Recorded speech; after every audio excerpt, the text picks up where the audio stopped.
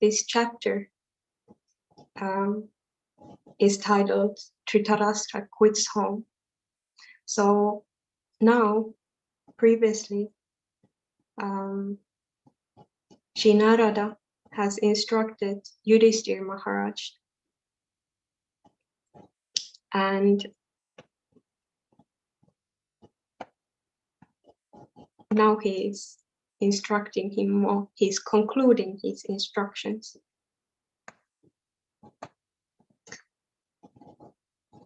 Om Namo Bhagavate Vasudevaya. Om Namo Bhagavate Vasudevaya.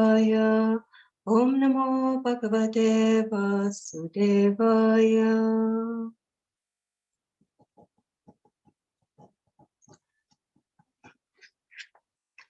Tadidam Bhagavan Rajan Eka Atmatmanam Svadrik Antaro Nantaro Pati Pasyatam Maya Yorudha.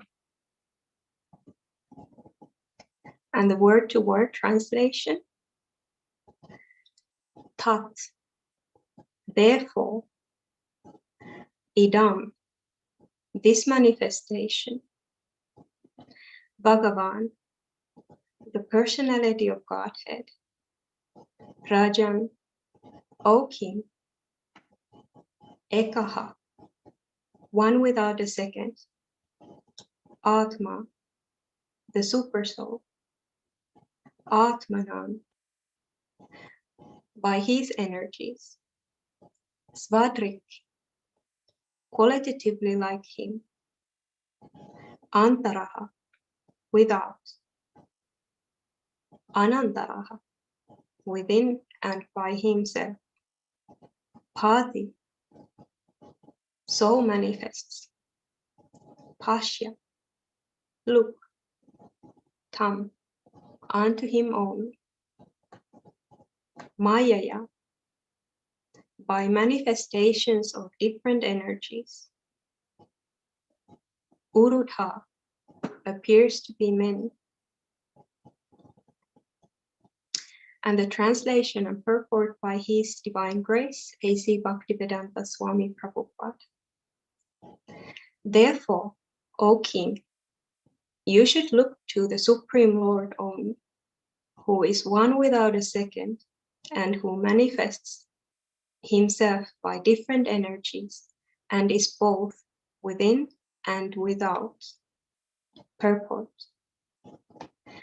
The Supreme Lord, personality of Godhead, is one without a second, but he manifests himself by different energies because he is by nature blissful. The living beings are also manifestations of his marginal energy, qualitatively one with the Lord, and there are innumerable living beings both within and without the external and internal energies of the Lord.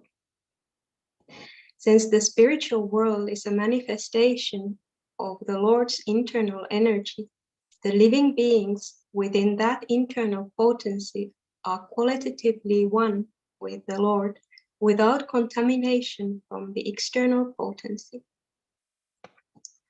Although qualitatively one with the Lord, the living being, due to contamination of the material world, is pervertedly manifested, and therefore he experiences so-called happiness and distress in the material world. Such experiences are all ephemeral and do not affect the spirit soul. The perception of such ephemeral happiness and distress is due only to the forgetfulness of his qualities, which are equal to the Lord's.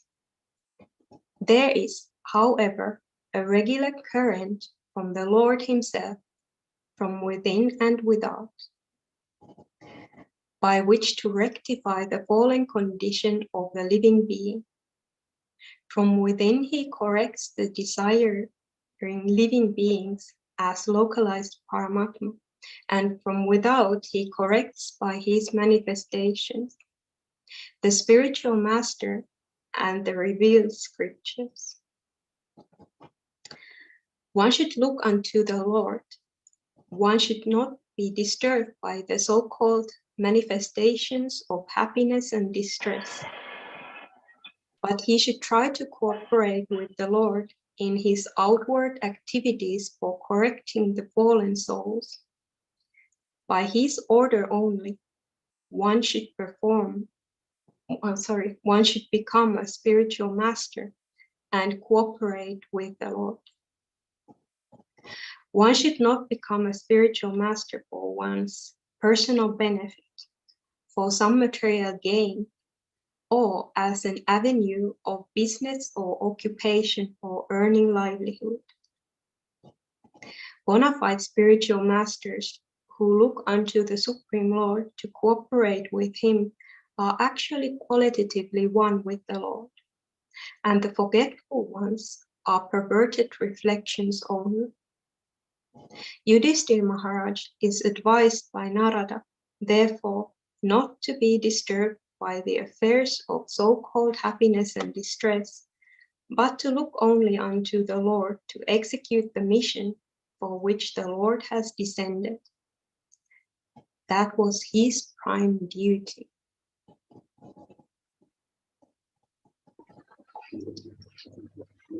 Om Jnanatirandasya Dhyananjana Shalakaya Chakshurum Militam Yena Tasmai Sri Gurave Namaha Sri Chaitanya Manopistam Stapitam Yena Bhutale Swayam Rupa Kadamayan Dadati Svapadantikam Vandeham Sri Guru Sri Yuta Patakalam Sri Gurum Vaisnavamscha Sri Rupam Sakrajatam Sagana Raghunatam Vitam Tam Sachivam Sarvetam Savadutam Parijana Sahitam Krishna Chaitanya Devam Shri Radha Krishna Padan Sagana Lalita Shri Vishakam Vitamscha He Krishna Karuna Sindhu Dinabandhu Jagatpate Gopesha Gopika Kanta Radha Kanta Namustate Tapta Kanjana Gorangi Radhe Vrindavaneshwari Vrishabhanu Sutadevi Pranamami Hari Priya Vanchakapatarubhyascha kripa sindhubhya eva cha patitanam pavanebhyo vaishnavebhyo namo namaha.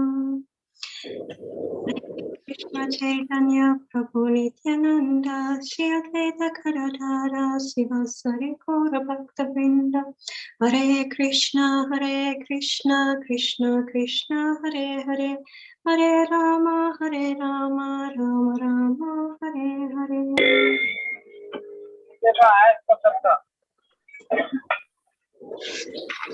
So,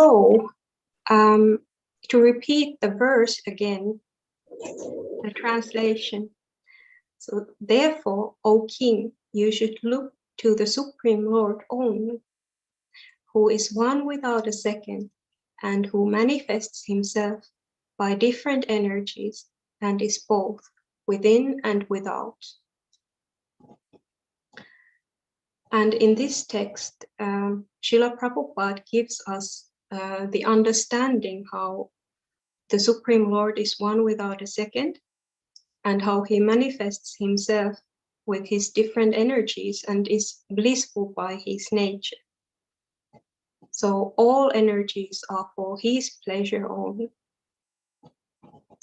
And how he manifests himself to correct us from within and without.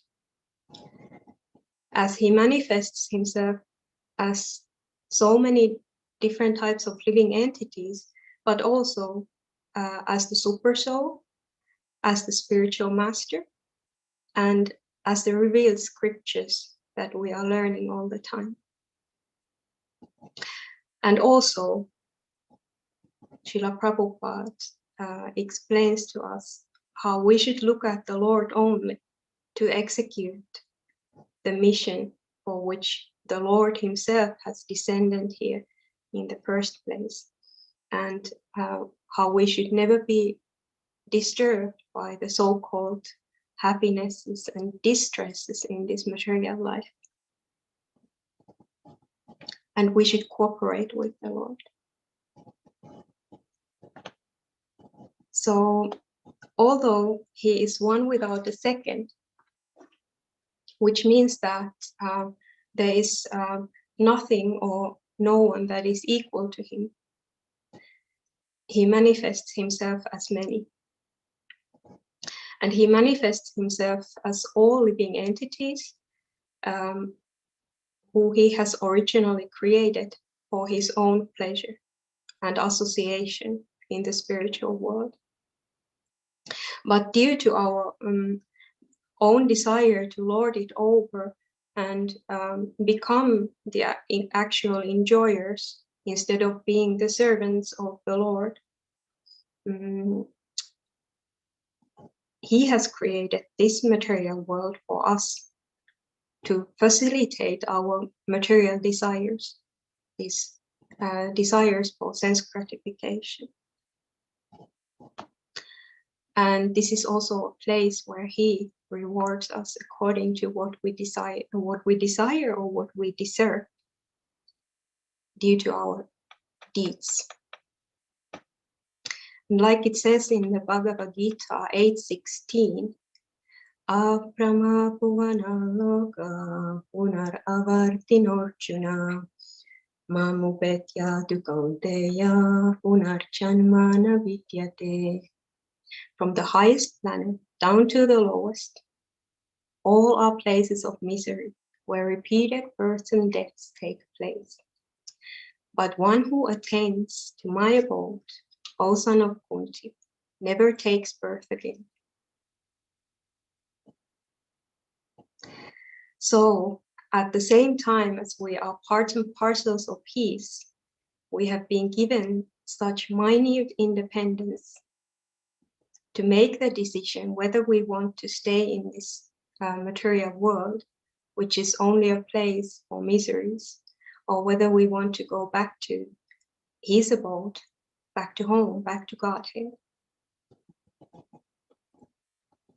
And now we have been given this chance, this very unique chance in this human form of life to realize again our original constitutional position and to find the lost loving relationship with the Lord back after many millions of lifetimes in this material conditioned state. And therefore, he manifests himself so that he can rectify us from within and without. And like it says in the purport, there is, however, a regular current from the Lord himself, from within and without, by which to rectify the fallen condition of living entities, living beings, sorry. So he manifests himself as the localized Paramatma, which is the super soul within everyone's heart, and also as the spiritual master who can correct us from without ourselves. And he manifests himself as the revealed scriptures, where we can find all the instructions to make this human form of life successful, if we do our prime duty and if we follow the instructions that we get from the spiritual master and from the scriptures. And from the heart, he can see absolutely everything that is going on inside and outside the living entity. And therefore, he is able to reward us according to what we deserve. And it means that he can give us according to the karma that we create by all our acts here in this material world. But only until we come to Krishna consciousness and start to practice really, which is the purification. And it takes us to the higher level of consciousness. and reveals the truth behind this material life here in this material world, which is the Supreme Personality of Godhead, Lord Shri Krishna himself. And as a spiritual master, he instructs from outside, which is also necessary for us, because on our own we can never approach to the Lord directly. Like it said in Chaitanya Charitamrita, Madhya Lila 11.28, those who are my direct devotees are actually not my devotees, but those who are the devotees of my servants are factually my devotees. So it makes us the servants of the servants of the servants of the servants, which Krishna truly loves when we only aim to make others happy and when we aim to share Krishna consciousness with others.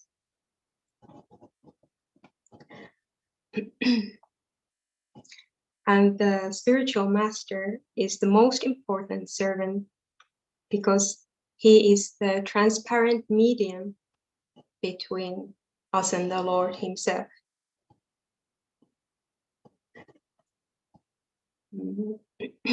And when we take our spiritual master's instructions as our very life and soul,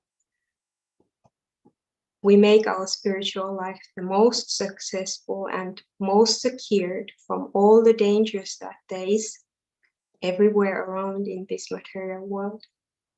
And in that way, we can easily make progress and be successful in this eternal duty of ours. And a spiritual master, of course, has to be very qualified for his duty, and a self-realized soul, a sincere follower of his previous acharyas, of our previous acharyas. And therefore, we are able to approach to Krishna through the spiritual master by serving him. And a bona fide spiritual master must have the sincerity of the purpose to bring students into Krishna consciousness and to deliver them back to home, back to Godhead, away from these clutches of this material world. And he must also be well versed in all the revealed scriptures, Vedic scriptures, and he must have realized the knowledge so that he is able to speak in such a way that is pleasant and understandable for each and every human being in all circumstances. And in that way, by the realized knowledge, he can impart it to others as well. Because we are talking about such a high philosophy, so that if it was just dry theory, we wouldn't be able to understand by our common sense, by our material intelligence, that what is going on. So common sense is not the tool to use for understanding Krishna himself. But the bona fide spiritual master manages always to convince the sincere listeners. And in all circumstances of life, we should worship the Supreme Personality of Godhead, Lord Shri Krishna, like it says in the Śrīmad-Bhāgavatam 2.3.10. Agama sarvakamo va moksakama udaradu divrena bhakti yogena Yacheta purusam param. A person who has broader intelligence, whether he be full of all material desire, without any material desire, or desiring liberation, must by all means worship the Supreme Personality of Godhead. So intelligence is also given to us for this purpose. And when we get lost and we cannot find back again, Krishna will always be there for us and giving us the intelligence by which we can come to him. And that he promises in the Bhagavad Gita. So, like it says in the purport that living beings are his marginal energy, and it means that the living beings, all living beings, can access to the spiritual world and come also down to the material world again. And this doesn't mean that Krishna would be some easy thing to achieve, that we can just go up and come down again. And continue in such a, a roller coaster, to say. But we really have to do the sincere endeavor to attain back to him, because the happiness is what we are looking for in this material world. And always we can find the real happiness from Krishna, who is the actual enjoyer. And as our prime duty is to perform Krishna consciousness, to become Krishna conscious, we at first need to realize ourselves to be the eternal living entities, the spirit souls. And then we can understand our position with Krishna, our very humble position in a relationship with Krishna.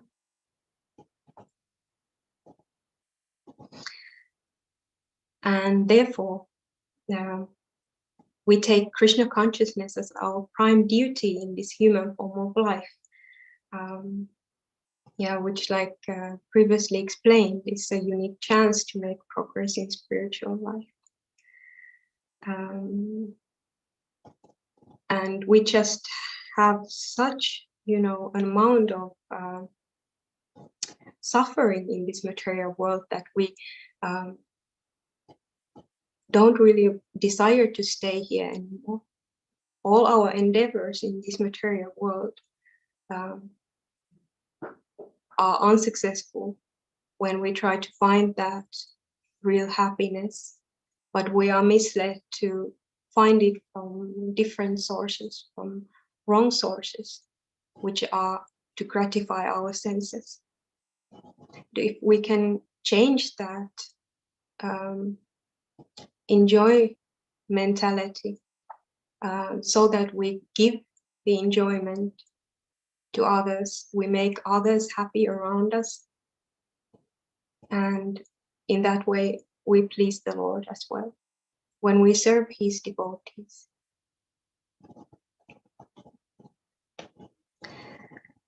And in the purport, Srila Prabhupada explains that although qualitatively one with the Lord, the living being, due to contamination of the material world, is pervertedly manifested, and therefore he experiences so-called happiness and distress in the material world.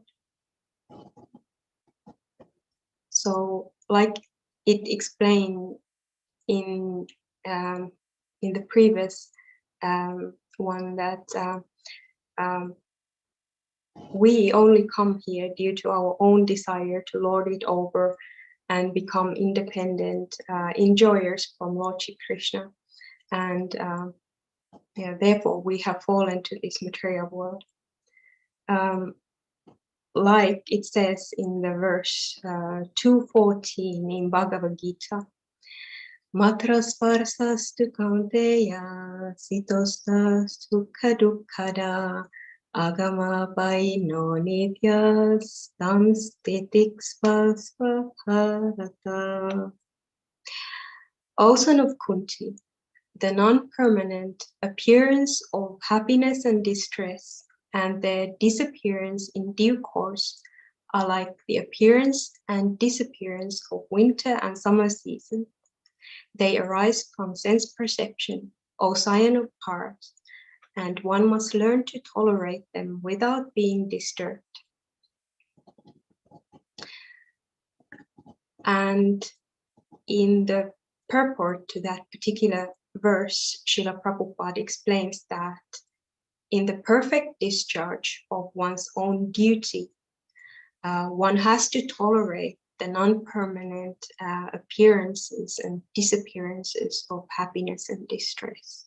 So this is an important instruction for us who aspire to become pure devotees and who desire perfectly to perform our prime duty in Krishna consciousness, which is our Sanatana Dharma, our eternal occupation, and which is to attain the love of God that we have lost in our forgetfulness here. And the only way to survive is to take shelter from Lord Shri Krishna and the spiritual master. And so, since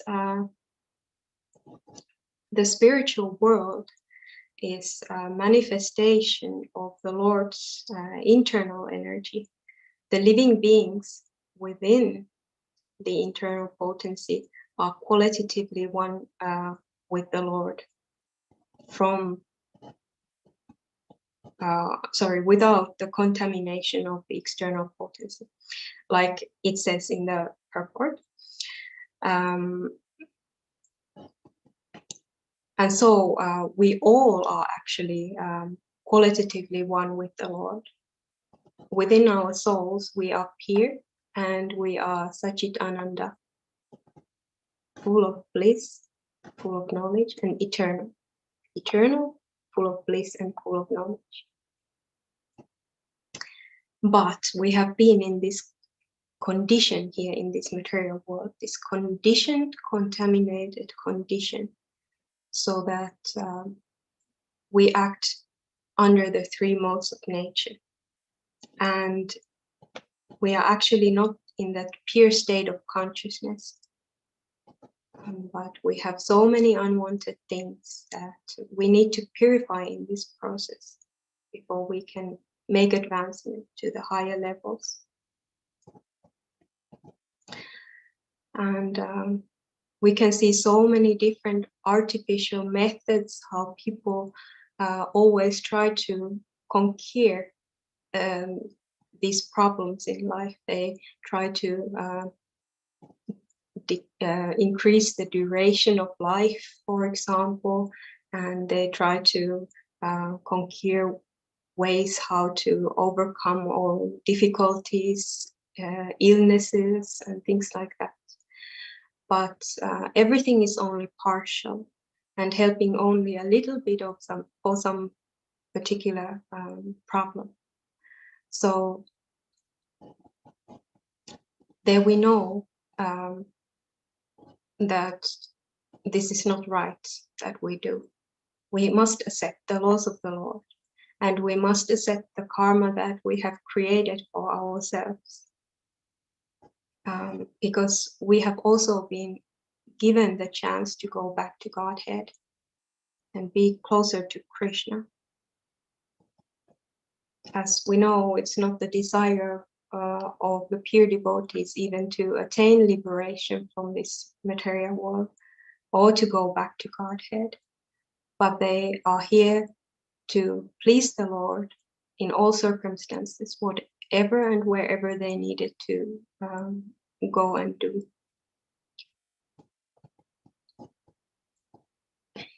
So such life in this material world that we see everywhere around us is no more valuable actually than the life of an animal, because in general, the value of devotional service is not known to so many people. And although we love and respect all living entities, but we must also understand that this human form of life is meant for spiritual realization. And that is the real value of life. And therefore, we need to hear and chant the glories of the holy name, because those are our primary principles in our spiritual practice.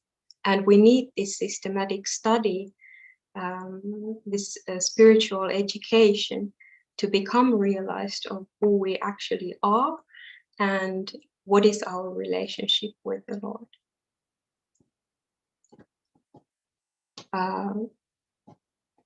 The Lord who is one without the second, and who can manifest in so many innumerable moving and non-moving living entities, and even as a dead matter in this material world. So actually our duty is to take very seriously this Krishna conscious practice, because we are talking about the most important things in our life. So for us to be able to successfully perform this duty, plus to follow the instructions that we get from the scriptures and from the spiritual master, we can also offer many, many prayers and beg for the mercy of the Lord to please accept me as your servant, and accept my devotional service unto you. And if one day we could all become your pure devotees, it would be the greatest dream to come true. So I should end here, not to take too much of your time.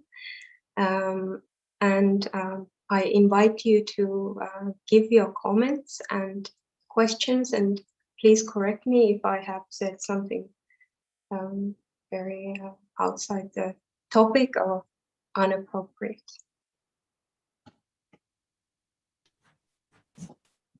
Hare Krishna, if any of the devotees have any questions, please unmute yourself and can type in the chat box and ask the Mataji.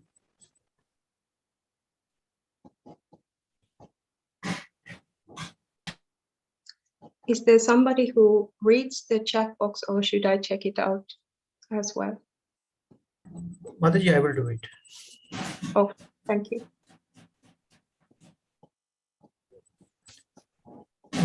Mataji, I have one question. So, yes. What happens to the soul, Mataji? As we know, the soul is situated in our heart. So, once when a doctor replaces a heart, so where does our soul go? It remains within the same. It goes into the heart of the person who we get the heart, or it's I don't know what to say. Like, so what happens to it? Mm-hmm. I confirm that I understood your question correct. Thank you very much for asking this question. So you meant that at the time of death, when our body, material body passes, the soul passes away from the body, you were asking that where exactly does the soul go? No, Mataji, I am asking, when the doctor transplant the heart, what happens to the soul? Could you repeat it? Once the doctor transplant the heart of another person, so what happens to the soul? Okay, so you are asking about a surgical operation where there's a heart transplant put in the heart of the person. Yes, ma'am. Okay, thank you very much for correcting my understanding. Such an interesting question, actually. because of course we go on living when the operation has been successful. So it's obvious that the soul doesn't leave the body before the actual departure from this world. So the soul remains there and it takes the place in the new heart. Super soul and the soul as well. Mm.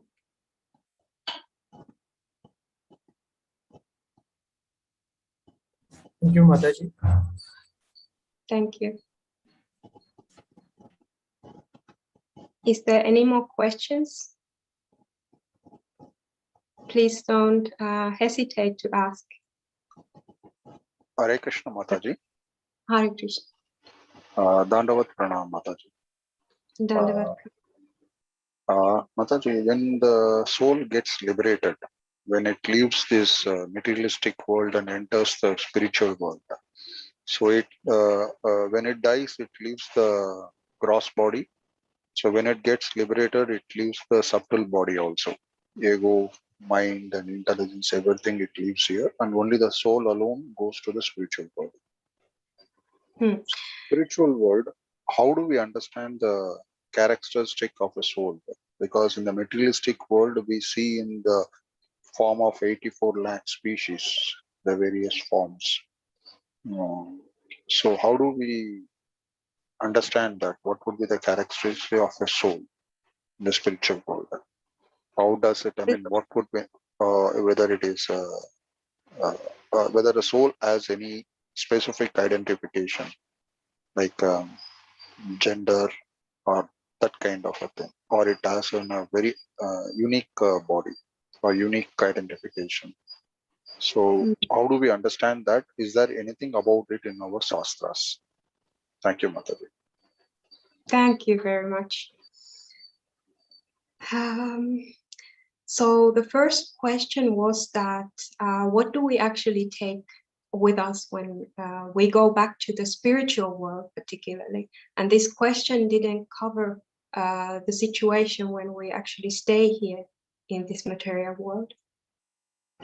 But yes, when we get back to home, back to Godhead, we leave everything, the subtle senses and the cross-material senses here in this material world.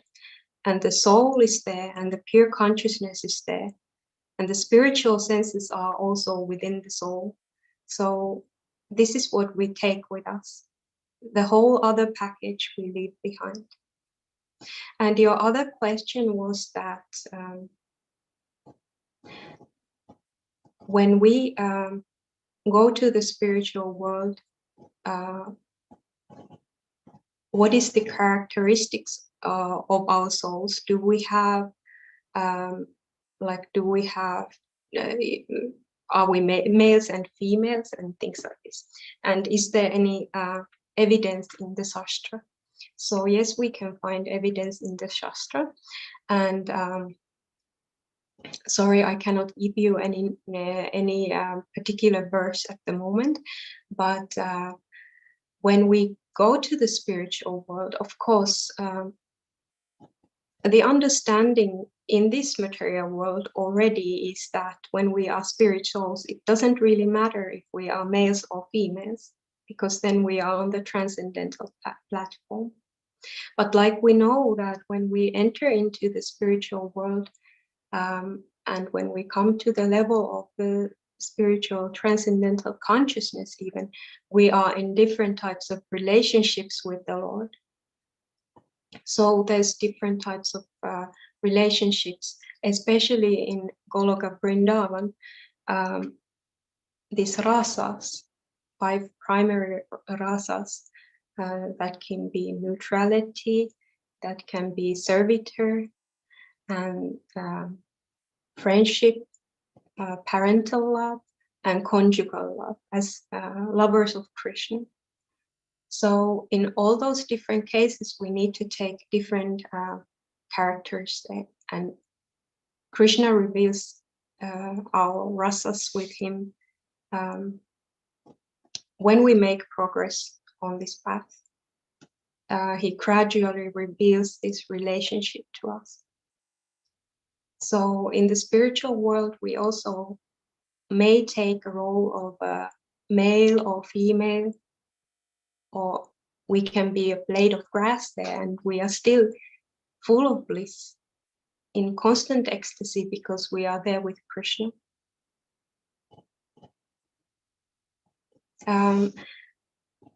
Did I manage to answer on your question correct? Yes, Mataji. So basically it would depend upon our consciousness of our in which rasa our consciousness is situated. Probably that would determine our position or characteristic in the spiritual world. Is that right, Mataji? So I again confirm that I understood your question correct. So you are asking that where is our consciousness resided? No, Mataji. The question was because the consciousness is nothing but an symptom of existence of the soul. So it is the one which manifests. So in the spiritual world, the consciousness in which rasa the consciousness is there. Based on that, our characteristics develops in the spiritual world. Is that understand? Is that the right understanding, Mataji? Yes, that is a correct understanding. So with our soul, we have the consciousness, and because there is no particular substance how we can measure our spiritual body, but we know that it's Sachit Ananda Vigraha. And so our material minds doesn't really understand how it is like when we are qualitatively one with Krishna in our spiritual bodies. And so, like I previously explained, that the relationship with the Lord, the characteristics that we have in the spiritual world is also revealed to us gradually when we progress in Krishna consciousness. So there's like different components that produce the basic connection with him. So there's stimulus that makes us to act in a certain way, and there's voluntary expressions which we make to express our stimulus, our love towards him. And then there's involuntary expressions that come automatically from us when we experience this stimulus. So this can be, for example, tears of ecstasy when we see Krishna somewhere. And then there's emotions as well that we get out of all this. And then we form the basic connection with Krishna. And when we have the basic connection with Krishna, we have the taste for our relationship with him.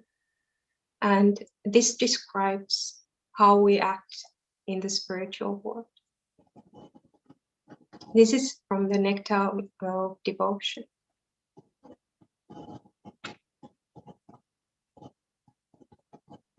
Did I understand your question correct? Yes, Mataji. Thank you. Thank you very much, Mataji. Dandavat Pranam. Dandavat Pranam.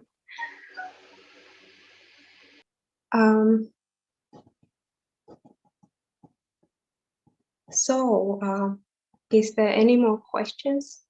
Hare Krishna, Mataji. I have one question. Sometimes it comes into my mind.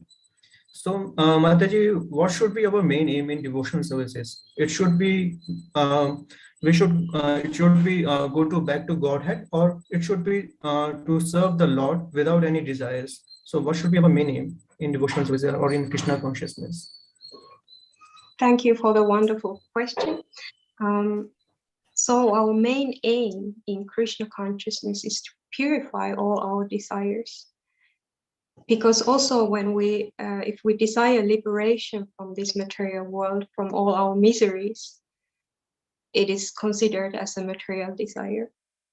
So it can be so that we still need to purify ourselves, even if we experience that we are desiring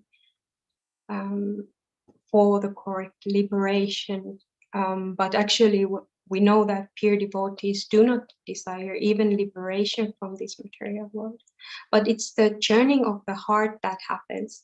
And when the churning of the heart happens, then the consciousness changes. And actually, we start to see everything as a great mercy of Krishna.